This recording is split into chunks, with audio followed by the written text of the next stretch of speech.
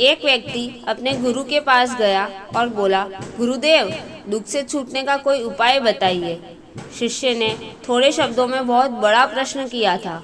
दुखों की दुनिया में जीना, लेकिन उसी से मुक्ति का उपाय भी ढूंढना, बहुत मुश्किल प्रश्न था।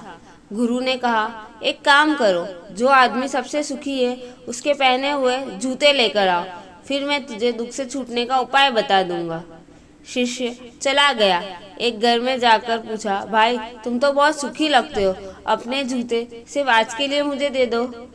उसने कहा, कमाल करते हो भाई, मेरा पड़ोसी इतना बदमाश है कि क्या कहूँ। ऐसी स्थिति में मैं सुखी कैसे रह सकता हूँ, मैं तो बहुत दुखी इंसान हूँ।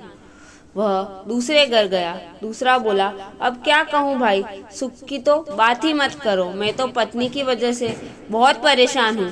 ऐसी जिंदगी बिताने से तो अच्छा है कहीं जाकर साधु बन जाओ। सुखी आदमी देखना चाहते हो तो किसी और घर जाओ। वह तीसरे घर गया, चौथे घर गया।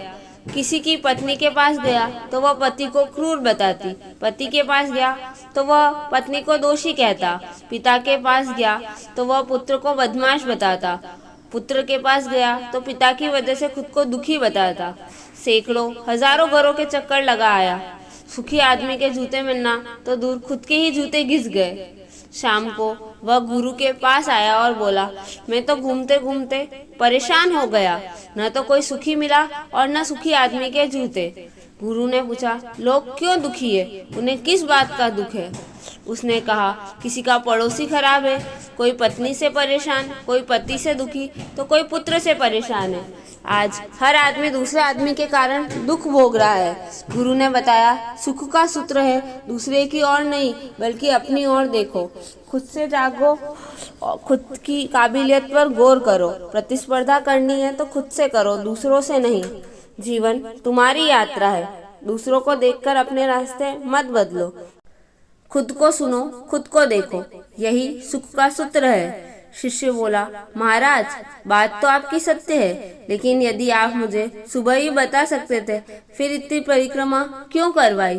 गुरु ने कहा, वत्स्य, सच दुष्पाच्य होता है, वह सीधा नहीं बसता। अगर यह बात मैं सुबह बता देता तो तू हरगिज नहीं मानता।